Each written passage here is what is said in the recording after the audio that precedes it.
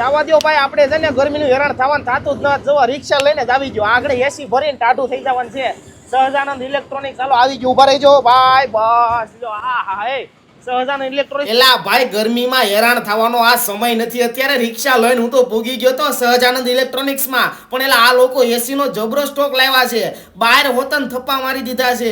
અરે અહીંયા એસી 26,990 રૂપિયાથી શરૂ, કુલર 3,990 રૂપિયાથી શરૂ, 1 વર્ષની ફૂલ વોરંટી સાથે.